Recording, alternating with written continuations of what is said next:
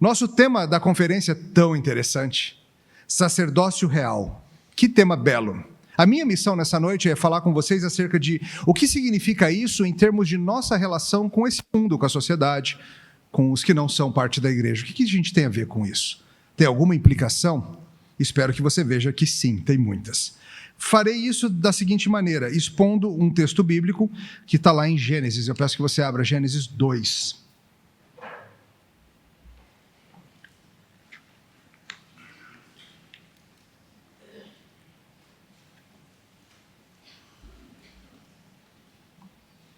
Gênesis 2, de 8 em diante, é o nosso texto dessa noite. 8 a 15. Encontraram? Crianças encontraram?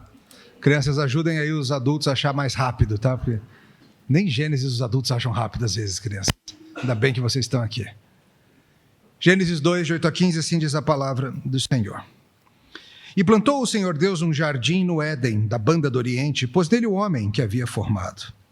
Do solo fez o Senhor Deus brotar toda sorte de árvores agradáveis à vista e boas para alimento, e também a árvore da vida no meio do jardim, a árvore do conhecimento do bem e do mal. E saía um rio do Éden para regar o jardim, e dali se dividia, repartindo-se em 4 braços. O primeiro chama-se Pison, é o que rodeia a terra de Avilá, onde há ouro. O ouro dessa terra é bom. Também se encontram lá o bidélio e a pedra de ônix. O segundo rio chama-se Gion, é o que circunda a terra de Cuxi. O nome do terceiro rio é Tigre, é o que corre pelo oriente da Assíria. E o quarto é o Eufrates. Tomou, pois, o Senhor Deus ao homem e o colocou no jardim do Éden, para o cultivar e o guardar. Até aqui a palavra do Senhor. Vamos orar. Senhor, mais uma vez pedimos que, pelo teu amor, a teu pacto e tuas promessas, o Senhor nos ensine por tua palavra hoje, em nome de Jesus. Amém. Nós, como sociedade, somos fascinados com a ideia de um lugar perfeito, um lugar onde nossos anseios onde sejam satisfeitos, onde o nosso coração encontre real descanso. Quando você, por exemplo, pensa em cenas no jardim no Éden, o que te vem à mente? Eu acho que deve ser um pouquinho parecido, mas também tem as nuances dos anseios de cada um de nós. Por exemplo, talvez alguns de vocês, ao pensarem no jardim no Éden, pensem numa rede. Deitadinhos, tranquilos, pé para cima, balançando suavemente, tranquilinhos. Outros talvez pensem em fontes de chocolate. Aquele chocolate borbulhando assim, você botando coisas gostosas e melando assim. Outros pensam no que os italianos são sábios com essas coisas, o que os italianos chamam de o dolce far niente, o doce fazer nada. Nada melhor que um paraíso, o doce fazer nada.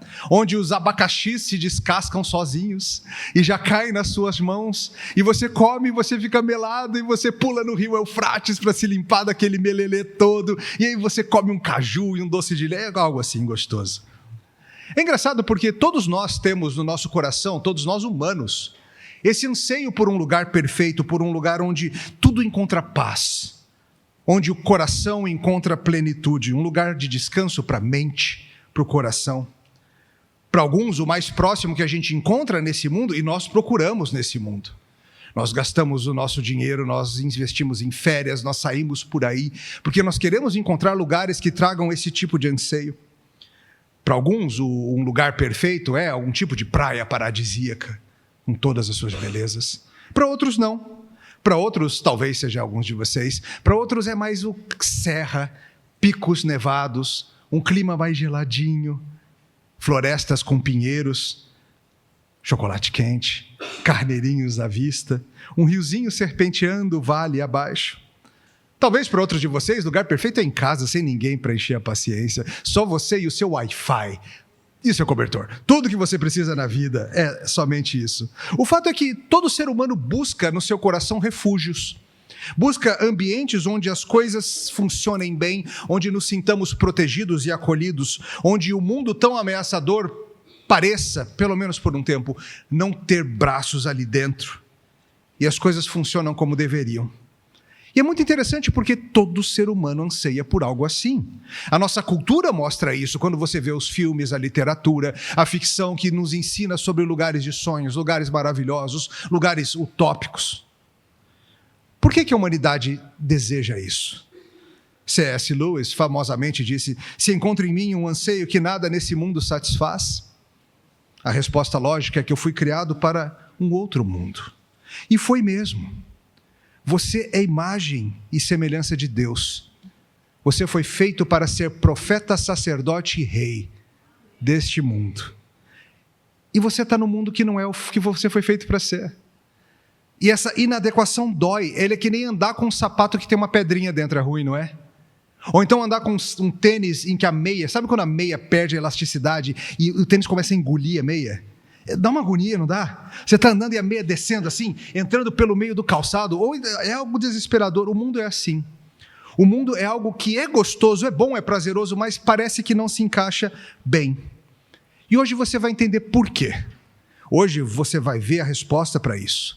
E a resposta passa pelo fato de que Deus, ao nos fazer, nos colocou num lugar maravilhoso, chamado jardim, e tudo funcionava bem até a queda. E desde então o coração humano não para de querer voltar para esse lugar. Só que a gente não pode. A gente não tem como. Mas Deus, sendo rico em misericórdia, resolveu isso para a gente.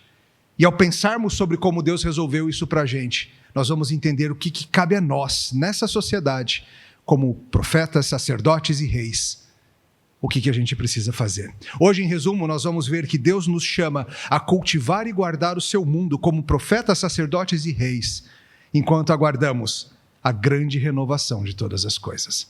Esse é o resumo, vou dizer de novo, se você pegar isso, você pegou tudo. Deus nos chama a cultivarmos e guardarmos este mundo como seus profetas, sacerdotes e reis, enquanto esperamos a renovação de todas as coisas. No primeiro ponto, a gente vai falar sobre como somos profetas e reis. No segundo, como sacerdotes, e a gente vai juntando isso tudo, tá bom? Coragem, vamos para o primeiro ponto. Deus cria um habitat perfeito para o homem, onde ele deveria funcionar como profeta e rei. Olha de novo o comecinho do seu texto. Verso 8. E plantou o Senhor Deus um jardim no Éden da banda do Oriente, pôs nele o homem que havia formado. Do solo fez o Senhor Deus brotar toda a sorte de árvores agradáveis à vista e boas para alimento. E também a árvore da vida no meio do jardim, a árvore do conhecimento do bem e do mal. Pula ali para o 15. Tomou, pois, o Senhor Deus ao homem e o colocou no jardim do Éden para o cultivar e o guardar. Nós estamos aqui no texto bíblico que vem logo depois da criação do homem, feito à sua imagem e semelhança. O ser humano é o único de todos os seres existentes nesse mundo que é descrito assim, como imagem de Deus. Essa imagem se mostra no nosso conhecimento, no nosso relacionamento moral com o próprio Deus. E Deus nos dá um lugar especial para habitarmos. A primeira parte a destacar aqui é que o Senhor Deus cuidadosamente projeta um ambiente dentro do planeta todo para ser esplendoroso para a vida humana. Você viu que o texto falou sobre árvores agradáveis, sobre coisas bonitas, árvores agradáveis à vista, árvores boas para comer. Deus não tinha obrigação de fazer assim, ele quis fazer assim. Deus quis fazer um mundo repleto de glória, beleza e diversidade, dotado de prazeres e deleites inúmeros. Pensa comigo, Deus tinha obrigação de criar tantos ecossistemas diferentes, tantos biomas diferentes. Ele podia ter feito, sei lá, o planeta ser toda uma grande floresta como a Mata Atlântica, ou todo um desertão, ou toda uma caatinga, ou então uma floresta temperada. Mas não. Ele quis criar um planeta espetacularmente diverso. Cada um desses ambientes que eu mencionei tem suas próprias árvores, seu próprio clima, seus próprios animais, suas próprias aves, suas próprias flores, seus próprios insetos. Aliás, ele podia ter feito 3, 4, 5 tipos de inseto e pronto. Não, fez centenas de milhares de insetos. Podia ter criado uns 5 mamíferos aí de XP, de PP até GG, assim, um pequeno, um médio, um grande, um grandão e pronto. Não. Ele inventou um monte de animais, ele fez flores sem fim, ele criou passarinhos incontáveis, tudo para a glória dele. Tudo porque Deus gosta de criar assim, cheio de diversidade. Ele fez aromas, ele encheu o mundo de aromas deliciosos e nos deu capacidade aqui de senti-lo. Ele fez inúmeros sabores, ele fala de árvores gostosas de comer, inúmeros sabores. E deu para você uma língua que consegue discernir o doce do salgado, do amargo e do azedo e as infinitas combinações entre essas coisas todas. Do que sua língua gosta? É de brigadeiro? É de comida japonesa? É do quê? É de muita coisa, né? Foi Deus que fez e te deu esse deleite de se encher dessas coisas boas. Foi Deus quem fez cores e formas. Deus podia ter feito um mundo preto e branco? Não. Ele quis fazer uma infinidade de cores, de tons. Não somente isso, mas ele faz um mundo tão instigante, tão complexo, tão desafiador, para que a mente humana pudesse olhar aquilo tudo, ir descobrindo, ir entendendo, ir visualizando essa criação gloriosa. Cada vez mais a gente vai descobrindo o que Deus colocou por aí, não é? Seja no muito pequeno, seja no muito grande. Agora, com o tal do telescópio Webb, a gente olha cada vez mais longe no universo. A gente enxerga formações de galáxias, de nebulosas, de coisas assim, em lugares inimaginavelmente longe da onde a gente está. E a gente olha e fala assim, olha que foto sensacional, que descobrimos agora. Eu imagino o Senhor olhando e falando, finalmente vocês descobriram aquilo que eu coloquei lá longe. Ficou bonito, não ficou? Gostou das cores que eu escolhi? Quando a gente dá nomes para as estrelas que a gente vai descobrindo, a Bíblia diz que o Senhor Deus deu nome a todas elas. Eu fico imaginando como que Deus pensa, o que Ele pensa dos nomes que a gente dá para as estrelas, que Ele mesmo já deu nome. Talvez Ele olhe e fale, não é como eu chamo, mas gostei. Ficou bonito esse nome aí. Tudo isso bondosamente feito pelo Senhor, para que nós, sua imagem e semelhança, vivêssemos no deleite do entendimento, da descoberta e da fruição de uma vida boa. Deus faz um planeta totalmente útil para a gente, um planeta que tem temperatura, pressão, abundância de alimento, uma terra lavrável, tudo isso bondosamente projetado pelo Senhor para que nós trabalhássemos, produzíssemos, colhêssemos e desenvolvêssemos o mundo. Um mundo estável, um mundo em que as coisas não estão explodindo o tempo todo, implodindo entre si, um equilíbrio propício para a existência da vida. E mesmo num planeta já tão glorioso, o Senhor se dá ao trabalho de fazer um lugar especial, um jardim no Éden. A terra toda lhe pertence, mas ele escolhe um lugar, uma região chamada Éden. O jardim não é o Éden, o jardim está no Éden, seja onde for essa região que a gente, infelizmente, não sabe onde é. E Deus faz ali um lugar especial onde coloca a sua imagem e semelhança. A Bíblia não fala muito sobre esse tempo, a gente sabe muito pouco sobre como era esse ecossistema. A Bíblia dá algumas pistas aqui e acolá. Seja como for, o Senhor coloca o homem nesse lugar prazeroso e gostoso, com o fim de conhecê-lo, servi-lo e amá-lo. O Éden era o lugar onde Deus se encontrava com o seu humano. Era, por assim dizer, o seu templo. Todos os dias, na viração do dia, o que acontecia? Lá vinha o Senhor pelo jardim, para se encontrar e ter comunhão com o seu humano. Claro, as pessoas tentam identificar onde seria o tal do jardim na Terra, e vários países falam, é aqui. O pessoal lá da Armênia, por exemplo, insiste que é na Armênia. O pessoal do Bahrein diz a mesma coisa. Mas é claro, a gente não sabe como é isso. A gente tem os nomes dos rios, alguns tentam identificar com rios contemporâneos. Talvez o Tigre seja o que a gente chama de Tigre. Talvez o Eufrates seja o que a gente chama de Eufrates, mas esses rios também mudam a geografia deles, coisas acontecem, veio o dilúvio, tanto mudou. Mas era um jardim no Éden. Esse termo, na versão grega antiga, chamada Septuaginta, eles traduziram esse termo como paradiso. Em grego significa? O que vocês acham? Vocês falam grego, que legal, isso mesmo, acertaram. Paraíso, por isso que a gente chama esse lugar de paraíso, por causa da antiga tradução grega. E era um lugar de água abundante, você viu isso? Havia um rio que se dividia em 4 braços, a gente de Brasília fica imaginando esse tanto de água, fica assim, salivando até. Esses rios estavam regando tudo. E qual que era a ideia, queridos? Esse lugar ele era abundantemente rico. Veja, o texto fala que um dos rios ia pela tal da terra de Avilá, que a gente também não sabe onde é, que tinha um ouro muito bom, e tinha ônix, e tinha bidélio, e tudo era belo, tudo era rico. E qual que era o plano do Senhor para isso tudo? Um lugar tão planejado, tão gostoso. Era que Adão e Eva ficassem ali no dolce far niente o dia inteirinho? Perna para o ar? Tinha tempo de perna para o ar também, mas o que mais eles podiam fazer? Eles tinham que cultivar e guardar aquele lugar. A ideia era que aos poucos o jardim, o lugar do domínio do homem, Deus colocou um pouquinho do planeta sob o domínio do homem, falando, cultiva e guarda. Vai trabalhando nisso aí. Vamos expandir esse jardim. Provavelmente, à medida que eles tivessem filhos e filhas e fossem enchendo a terra, esses filhos e filhas iriam seguir o rumo natural de pegar os rios e avançar pelo mundo. Não é assim que as cidades são desenvolvidas em geral, ao longo dos rios? As cidades, por exemplo, no Nordeste brasileiro, vão surgindo assim. O pessoal vai entrando pelos rios e vai chegando e vai construindo entrepostos comerciais, esse tipo de coisa. Provavelmente era esse o plano maravilhoso do Senhor, que por esses 4 rios a humanidade fosse se espalhando e com ela se expandindo a glória do Senhor e o jardim fosse tomando conta do mundo todinho. Esse lugar, queridos, ele era mais glorioso do que qualquer lugar do planeta Terra que a gente conhece hoje. Pense nos lugares bonitos do planeta. Se você é que nem eu, às vezes você fica dando umas passeadas no Instagram do povo, e aí você vê um país que você fala assim, eu não acredito que isso existe. Você vê lá, sei lá, a Islândia, um lugar tão diferente, aquele terreno vulcânico, aquelas pedras de areia preta, aquelas cachoeiras gloriosas, você fica assim, eu vou para lá.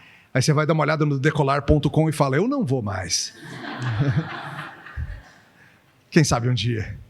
Ou então você vê o Vietnã, vocês têm ideia do Vietnã por causa dos filmes de guerra, né? Você pensa num lugar assim terrível, aí você vai ver o Vietnã, suas ilhas, aquela mistura maravilhosa, coisas incompreensivelmente belas, você fica, gente, eu não sabia que isso é bonito.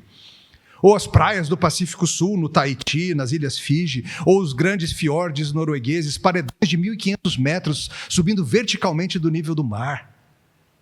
E você serpenteando naquilo lá com um naviozinho de cruzeiro que fica desse tamanhozinho, quando você está lá. Ou nos lagos suíços, ou nas montanhas canadenses, ou nos lagos andinos, ou nas paisagens antárticas, ou nas cidades como a de vocês, que tem uma mistura estonteante de mar, mata e montanha, que é uma mistura muito rara. São poucas as cidades no mundo que têm essa mistura assim. Eu quero que você pense que esses todos são lugares bonitos na terra caída, não na terra original.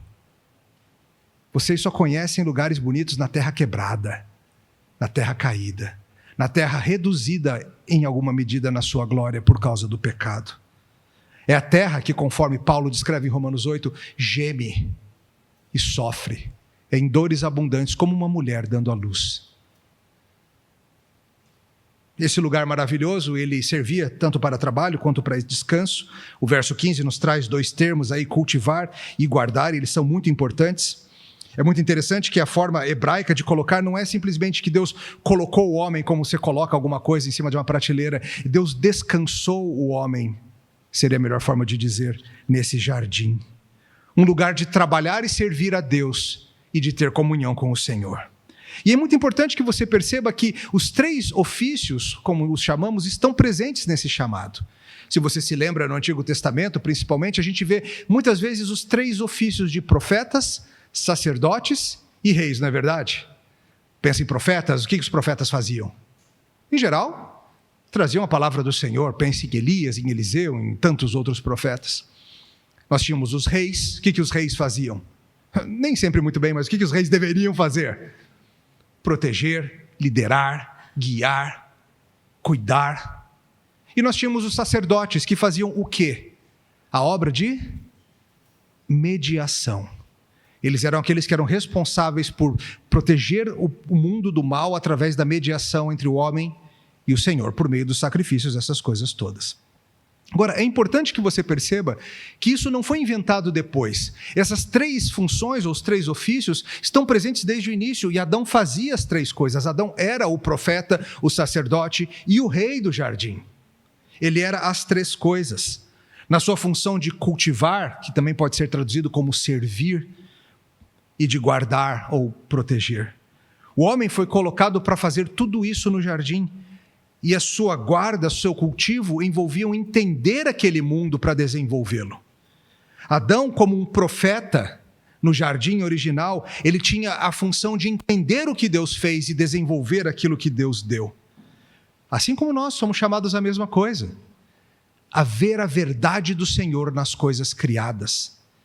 Deus fez Adão em sua imagem e dotou-o de conhecimento e capacidade investigativa, de intelecto, de raciocínio. Ele deveria ser capaz de olhar o mundo e entender como as coisas funcionam. Um pouquinho depois disso, a Bíblia nos conta que o Senhor Deus trouxe os animais para Adão dar o nome. Lembra desse detalhe? Você lembra desse evento?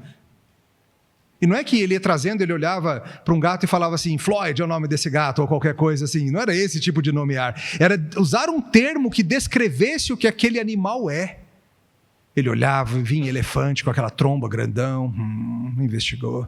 Aí vinha gatinho, aí vinha cachorro, aí vinha tigresa, aí veio tudo, a bicharada toda. Isso não mudou, irmãos. Nós, enquanto imagem de Deus, somos profetas nesse sentido. No sentido de seres que veem o mundo e declaram a verdade de Deus sobre o mundo. Mesmo os seres humanos rebeldes, a sociedade ao nosso redor, quando, por exemplo, faz ciência, está tentando entender como as coisas são. Claro, fazem isso de um ponto de vista caído, com alguns problemas que vêm com isso, mas o homem caído continua com os mesmos impulsos do coração de cultivar e guardar. Não mais para a glória de Deus, agora para a glória própria, mas o fazem mesmo assim. Nós somos a imagem de Deus na Terra. Nós temos essa função unicamente nossa. Os pandas e os koalas não fazem isso, nem os coatis e nem os anjos. Os anjos não têm a função de investigar a criação de Deus, entender a criação de Deus e construir sobre ela. Adão teve esse privilégio. Nós temos esse privilégio. Nós entendemos e levamos adiante. Isso continua verdade. Nós temos, queridos, a responsabilidade em qualquer área do conhecimento de, como profetas deste mundo, vermos a realidade, chamarmos as coisas pelo nome delas, entendermos as relações entre as coisas. Crianças, por exemplo, que estão aqui. Quando vocês estudam geografia, vocês não estão só estudando o nome dos rios, das montanhas ou a divisão dos países. Vocês estão estudando o nome dos rios que Deus desenhou. As montanhas que Deus puxou para cima na altura que Ele quis. Vocês estão entendendo como as marés e os ritmos climáticos funcionam do jeito que Deus projetou. Crianças, quando vocês estudam biologia, vocês estão entendendo como que funciona um corpo humano.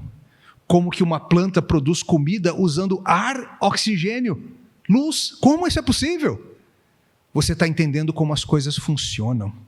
Quando a gente estuda química, a gente está vendo o muito pequeno, tentando ver o que são essas coisas. E vocês, adultos, também. Essa segue sendo a nossa vocação. Você consegue ver como ciência pode ser um belo chamado para um cristão? Profeticamente entendendo a verdade do que Deus fez, entendendo como as coisas são. Claro, tristemente, após a queda, Paulo explica isso em Romanos 1, o ser humano continua avançando o conhecimento, mas ele nega a mão de quem está por detrás disso tudo. Ele vê o mundo de Deus e diz que Deus não existe. Ele usa a mente criada por Deus para dizer que Deus não existe. Ele usa a linguagem e a boca que Deus inventou para proclamar que Deus não existe. Essa é uma das tragédias da queda. Nós não. Nós, como profetas da nova criação, nós, como profetas do mundo caído, devemos chamar as coisas pelo que elas são. E junto com isso vinha o domínio real e protetor. Veja, Deus fala que o homem deveria ter domínio sobre os animais, domínio sobre as coisas. O homem e a mulher deveriam povoar a terra, seguindo como surgiram os rios que brotavam do Éden, provavelmente. Mas talvez quando você escute a palavra domínio, você pense em algo ruim. Porque quando a gente fala em domínio, logo vem uma ideia meio opressão, maus tratos, pisar no outro para ter o que você quer. Nunca seria esse tipo de domínio. Pense no rei Jesus Cristo. Que tipo de rei ele é? Um rei que reina para o bem-estar próprio ou para o bem-estar dos seus súditos? Um rei que, como ele disse, eu não vim para ser servido, eu vim para entregar minha vida. Que rei diz isso? O rei perfeito diz isso.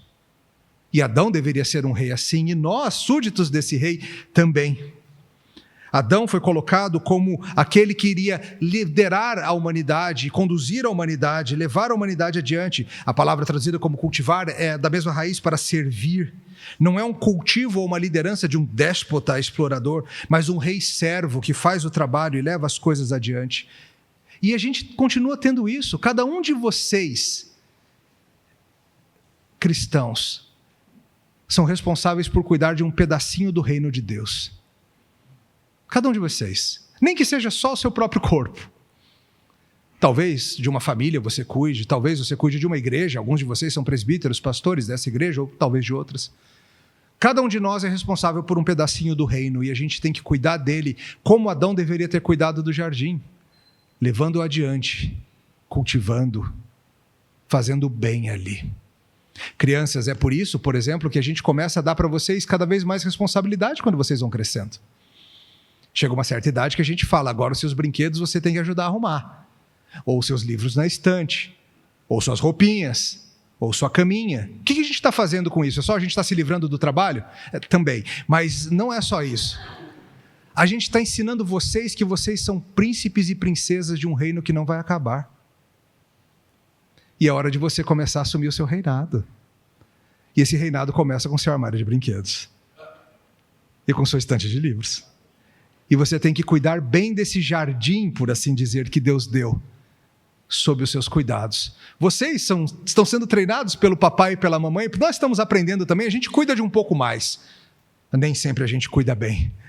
Mas nós cristãos, que estamos sendo recriados à imagem de Cristo, precisamos aprender que somos chamados a agora sermos profetas e reis dessa criação quebrada.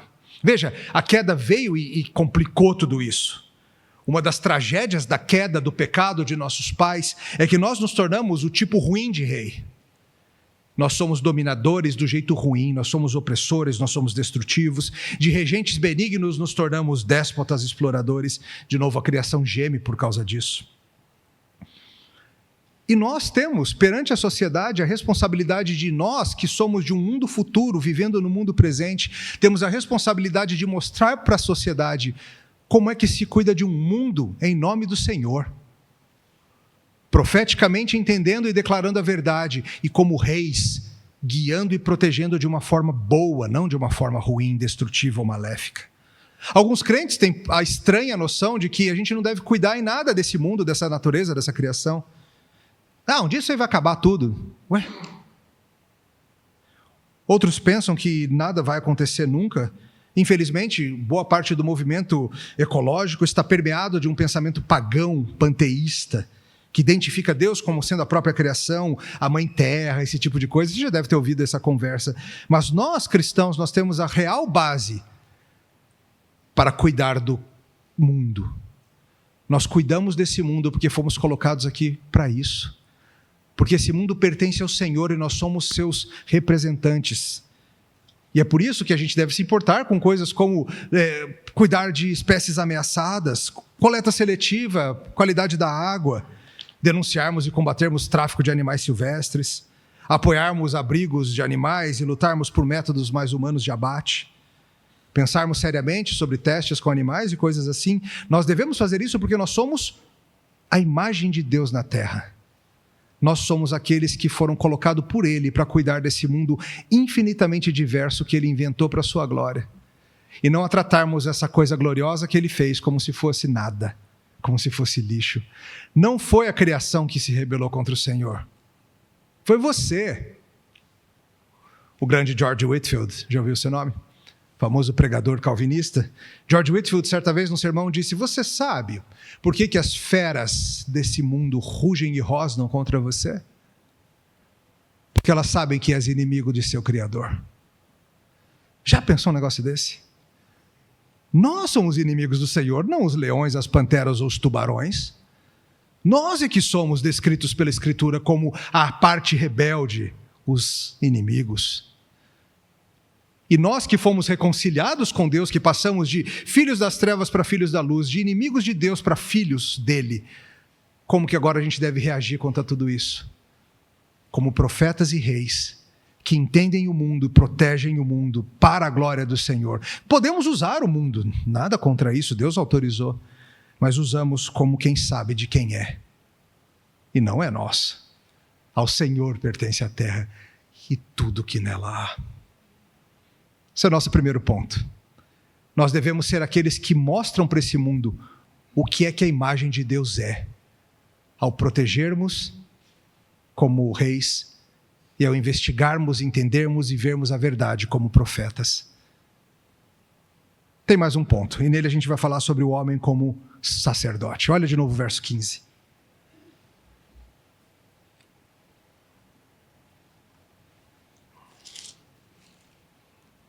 Tomou, pois, o Senhor Deus ao homem e o colocou no jardim do Éden para o cultivar e guardar. Essa palavra traduzida como guardar em nosso texto tem conotações muito interessantes, porque elas são ligadas a uma proteção moral. Não é apenas a ideia de um guardar como um vigilante, como um policial ou algo assim. Guardar o jardim, mas eu te pergunto, guardar de quê? Guardar de quê? Os bichos eram nossos amigos, não tinham o que fazer. Esse guardar tem, claro, a função real, que eu já mencionei para vocês, uma proteção física, mas ele tem o aspecto da proteção do mal que o sacerdote faz. Vamos entender isso melhor. Mencionei já que o jardim funcionava como um templo. Era no jardim que Deus se encontrava com o homem para ter comunhão com ele. Quando chega a viração do dia, depois do pecado, o que o homem faz? Se esconde, porque agora o seu pecado faz separação e a comunhão foi quebrada. A Bíblia parece indicar que o Éden, embora saibamos pouco, ele era uma espécie de um terreno montanhoso. Lá em Ezequiel 28, depois se fala que o jardim no Éden era uma espécie de montanha de onde fluíam os rios que abençoavam a terra. E é muito interessante porque o tema do Monte Santo do Senhor, onde nos encontramos com ele é recorrente no Antigo Testamento. Cada vez que o pacto do Senhor é anunciado, ele envolve uma montanha. Você já percebeu isso? Por exemplo, depois do Éden, nós temos a arca no dilúvio e ela repousa sobre um monte, lembra disso? O Monte Ararat. Depois, quando Deus vai renovar a sua aliança, dessa vez com outro intermediário, um homem chamado Moisés, isso se dá aonde? Numa montanha, o chamado Monte Sinai. Estão acordados ainda? Que bom. E depois a gente vê também um outro monte que é muito importante na história da redenção, o chamado Monte Sião, onde Jerusalém é construída, onde o templo é construído, onde tudo isso acontece. Então a ideia é que o Senhor parece que sempre ao longo da história foi selecionando ambientes onde ele se encontrava conosco para ter comunhão. O homem, como representante de Deus na terra, recebeu a tarefa de, em nome do Senhor, proteger o jardim e sua futura expansão de todo mal, de toda perversão do caminho do Senhor, do pacto do Senhor. Como sacerdote, ele era o responsável por guardar a entrada do lugar santo, impedir o mal de entrar e agir. Mas, infelizmente, ele falha miseravelmente nessa tarefa, não? Ao permitir que a serpente faça o seu estrago. Como sacerdote do mundo, que deveria guardar o jardim, ele não guarda o jardim quando vem a serpente endiabrada para acabar com tudo. Ele não impede que a perversão do pecado contamine sua própria esposa, e depois a si mesmo. Então, por ele haver se tornado impuro e pecador, ele não pode mais habitar no templo do Senhor. E ele é colocado para fora daquele lugar especial onde Deus estava conosco. Ele agora é uma impureza. Se antes ele tinha que guardar o jardim, agora o jardim tem que ser guardado e protegido dele. E o Senhor coloca seus anjos na porta, com suas espadas de fogo. Tenta entrar para você ver o que vai acontecer contigo. Adão falha no seu projeto de trabalhar e descansar o jardim. Como profeta e sacerdote e rei, ele falha. E é tão interessante que a humanidade sabe disso. Está no nosso DNA cultural, por assim dizer. Procure nas civilizações antigas, os egípcios, os sumérios, os acádios, os assírios, e você vai ver muitas construções que são templos-jardins. Pense no jardim suspenso da Babilônia, pense em coisas assim. Uma tentativa humana de reconstruir algo que nós sabemos que ficou para trás. Quando a gente estuda esse tipo de coisa, ao menos comigo, bate um certo banza e uma tristeza de, puxa vida, né? Um paraíso perdido, ainda veio o dilúvio, alagou tudo, não sobrou nada, nem sabemos onde é mais. Fosse onde fosse, já era. E é interessante como a nossa cultura, ela é fascinada com achar algo assim. Os descrentes da cidade todos sonham com um lugar assim, procuram lugares assim nas suas férias, nos seus sonhos, nas suas leituras, sabem que nesse mundo não tem nenhum lugar assim, então imaginam na fantasia, na ficção científica, quem sabe encontrar algo assim. Nossa música popular cria lugares assim, pense, por exemplo, no Vilarejo de Marisa Monte, que é bem nessa linha, ou então outros que vão no Eu Queria Ter na Vida, simplesmente um lugar de mato verde para plantar e para colher. Tem uma casinha branca de varanda, um quintal e uma janela. Ah, vocês sabem do que eu estou falando. Esse é um anseio. A gente perdeu o paraíso e a humanidade sabe disso. Sabe disso. Mas Deus, sendo rico em misericórdia, resolveu agir em nosso favor. A história da humanidade desde o jardim é a história de Deus preparando um novo jardim ainda superior ao primeiro. E enquanto não chega o dia de lá vivermos, Deus está dando prévias para a gente. Deus está sempre provendo ambientes onde Ele mostra para a gente como vai ser de novo. Na história da redenção foi assim, como falei para vocês, Deus protegeu o jardim original, Mas Deus continuou deixando que nós chegássemos perto dele se nós viéssemos através de derramamento de sangue inocente. Foi assim com Abel e o sacrifício que ele oferece. É assim com o sistema sacrificial do livro do Pentateuco, de Levítico, as instruções de Êxodo. E vem sendo assim quando o próprio Deus dá para a gente jardins substitutos temporários. Você sabia que Deus fez isso? Édens substitutos temporários? A gente chama de outro nome. O primeiro deles era o tabernáculo. Lembra do tabernáculo? Aquela construção móvel que o Senhor deu para Israel durante a sua peregrinação no deserto, rumo à terra prometida. Aquele era o lugar onde Deus se encontrava com o homem. Era para isso que servia o tabernáculo. Era para que o povo do Senhor se lembrasse que Deus é com eles e naquela tenda houvesse o encontro entre o Senhor e o seu povo. Nós fomos expulsos do jardim, mas Deus criou um novo jardim móvel onde a gente se encontra com Ele. Lá tinha vários simbolismos, se você já leu os capítulos em Êxodo, você sabe, as cortinas têm que ser assim, as varas assim, os móveis assim, a divisão desse jeito, tem um candelabro, tem a mesa de pães, tem o propiciatório, tem isso, tem aquilo, tem um monte de móveis lá dentro. Antes que entrássemos para ter comunhão com Ele, na verdade só os sacerdotes podiam entrar nos representando, era necessário que acontecesse o quê? Derramamento de sangue. Mais uma vez que entrávamos, tínhamos comunhão com Ele. Chegávamos até o limite lá dentro, o Santo dos Santos, onde estava a Arca da Aliança. O que tinha dentro da Arca da Aliança? Lembra que no filme os nazistas foram olhar e derreteram?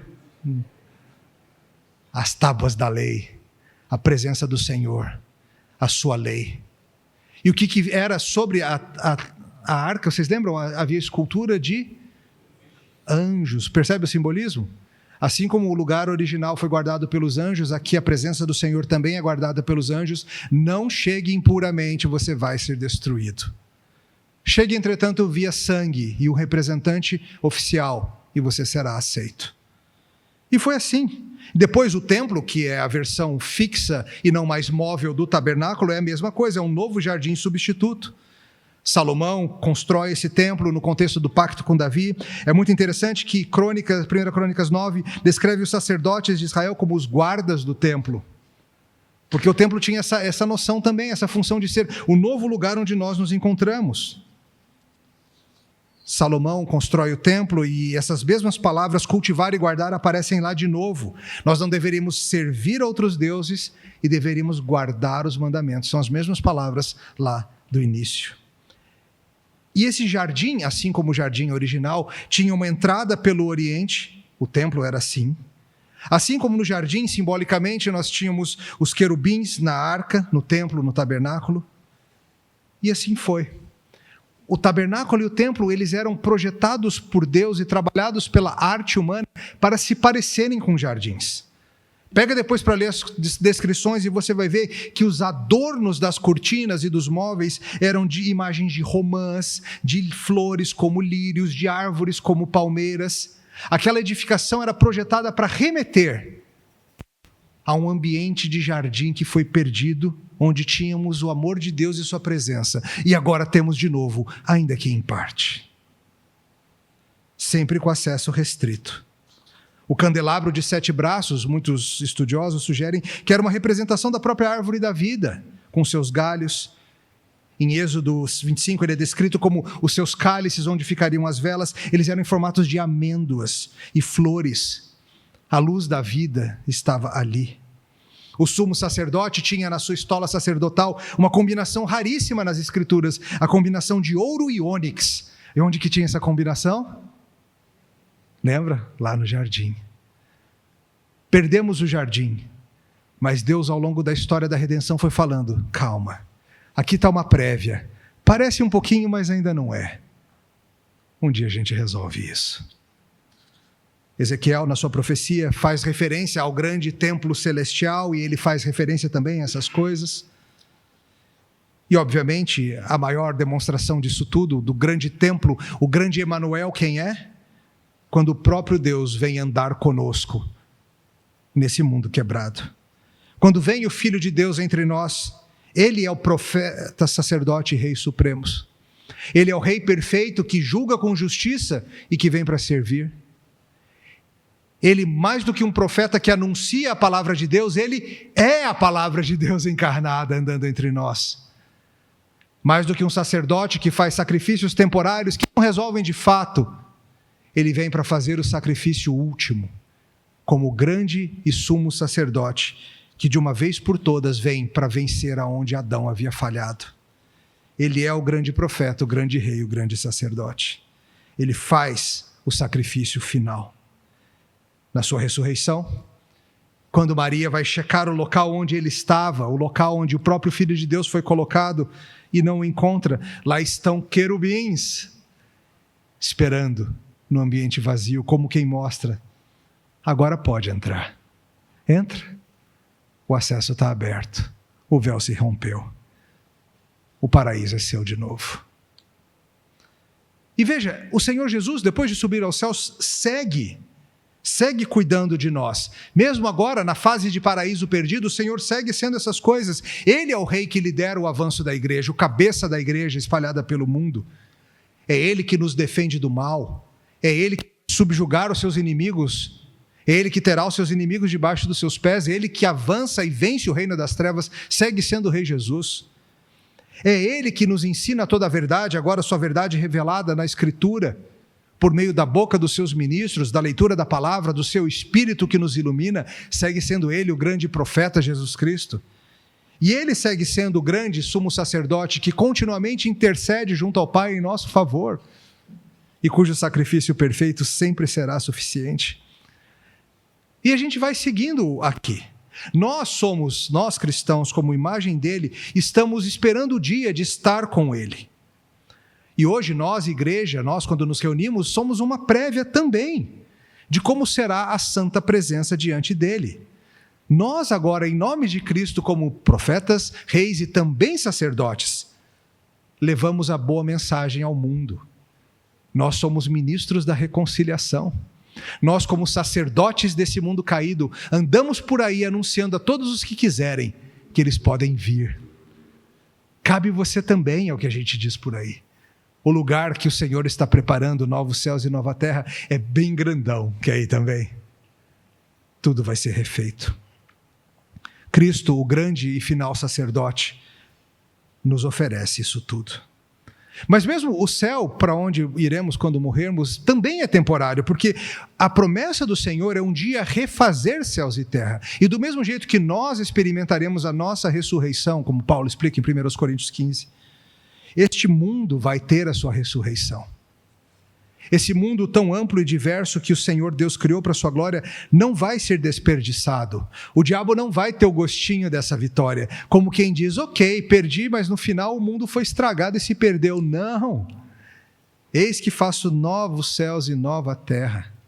O primeiro passou, mas essa é a refeita. O Senhor vai fazer novas todas as coisas. Deus está no processo de restaurar esse jardim de uma forma ainda mais gloriosa do que a que Adão e Eva experimentaram. Ele vai fazer um novo céu e uma nova terra e uma nova cidade, a cidade-jardim, a cidade-templo, chamada Nova Jerusalém, onde nós habitaremos para sempre. E não vai ser um dolce far niente, um doce faz nada. Será um local de adoração e comunhão perfeita, mas também onde exerceremos finalmente a nossa vocação de cultivar e guardar um mundo novo. Libertos do pecado, libertos das amarras da queda, libertos do diabo, livres para servir ao Senhor como profetas, sacerdotes e reis. Antes de dormir hoje, pega para ler Apocalipse 21 e 22 de novo. E você vai ver quantas comparações tem entre essa nova criação e aspectos ali do jardim no Éden. Se começa num jardim, termina numa cidade-jardim ainda mais gloriosa. No Éden havia o rio que se dividia em 4, em Nova Jerusalém tem um rio que flui do trono do Senhor. No jardim tinha a árvore que nos foi proibida depois. Na Nova Jerusalém a árvore é acessível para todos. As glórias da antiga criação não se comparam às glórias da nova criação, também as pedras preciosas, o ouro e tudo mais, porque a maldição passou e o mundo se fez novo. Assim como você, meu irmão, minha irmã, não vai meramente ser refeito à condição de Adão antes da queda, mas vai ser levado a um estado similar ao de Cristo, com um corpo ressurreto e glorificado, que não mais estraga, que não mais apodrece, que não mais envelhece. Assim será com esse mundo também, quando a glória do Senhor se encher por todas as coisas, como as águas cobrem o mar. Veja, meu irmão, essa é a maravilha da obra de Cristo. Ele, como novo profeta, novo sacerdote, novo rei, já fez tudo o que precisava e agora é só uma questão de tempo até voltarmos a estar com Ele.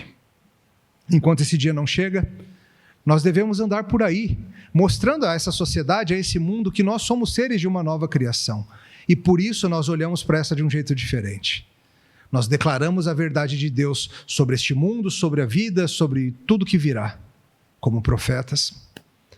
Nós cuidamos desse mundo como reis e nós apontamos para a solução do pecado como sacerdotes, mostrando para esse mundo que nós sabemos a resposta para esse anseio que dói tanto no coração das pessoas, esse anseio por um lugar onde tudo se resolva. Nós temos a resposta, nós temos a boa notícia. E se você conhece a Jesus Cristo, esse é seu dever e seu deleite. Seu dever e seu deleite. Andar por aí, convidando todos os que quiserem a se juntarem a nós. Tem lugar para todo mundo. Nossa relação com a sociedade deve ser essa. Nós somos os sacerdotes de Deus nessa sociedade. Nós somos aqueles que fazem intermediação entre Deus e este mundo, anunciando a palavra da salvação para os que creem, que acaba sendo palavra de condenação para os que não creem. Nossa função é anunciar. Os resultados pertencem ao Senhor. Nossa função é, na nossa vida comunitária como igreja, na nossa vida em família, sermos tão diferentes desse mundo que as pessoas fiquem curiosas. Porque quando um descrente visita a casa de uma família crente e ele percebe algo ali tão bom, algo que parece até edênico, difícil de pôr em palavras, ele se pergunta: por que essa família vive numa harmonia que a minha não vive? Quando descrentes veem como que os cristãos se amam, e Cristo falou sobre o amor que temos uns pelos outros, quando descrentes veem isso, eles veem: vocês são diferentes, vocês se reúnem naquela igreja lá na Gávea, vocês são de gente muito diferente entre si, histórias diferentes, faixas etárias diferentes, times de coração diferentes, mas vocês se gostam tanto, que coisa estranha. Tem um cheiro de Éden aqui.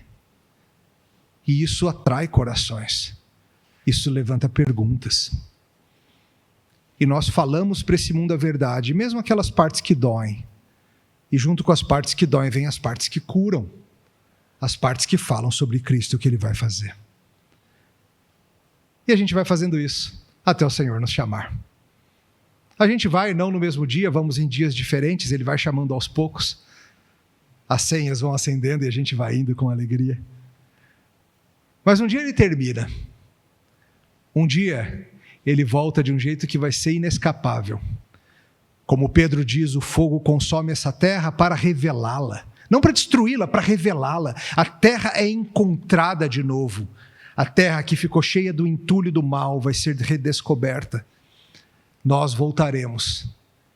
E com Cristo reinaremos para sempre. Entendendo o mundo dele, tendo comunhão com Ele. Ele, Cristo, o santuário feito não por mãos humanas, que habitará conosco para sempre.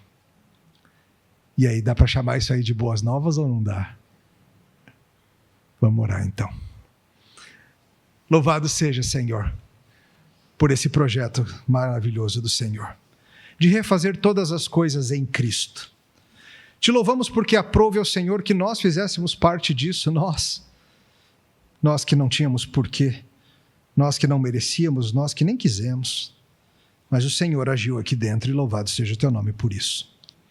Senhor, enquanto o dia não chega dessa habitação perfeita, desse novo jardim refeito, nós pedimos que o Senhor nos ajude como novos homens, novas mulheres, como tua imagem sendo refeita em Cristo.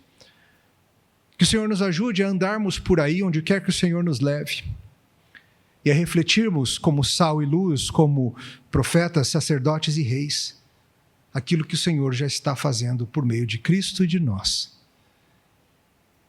Ao mesmo tempo, Senhor, que somos gratos por nos fazer ministros disso tudo e termos parte nessa obra, nós pedimos que o Senhor apresse o dia. O Espírito diz, vem, e nós, a noiva, dizemos também, vem, Senhor Jesus, vem renovar terra e céus. No nome de Cristo oramos. Amém. Que o Senhor os abençoe.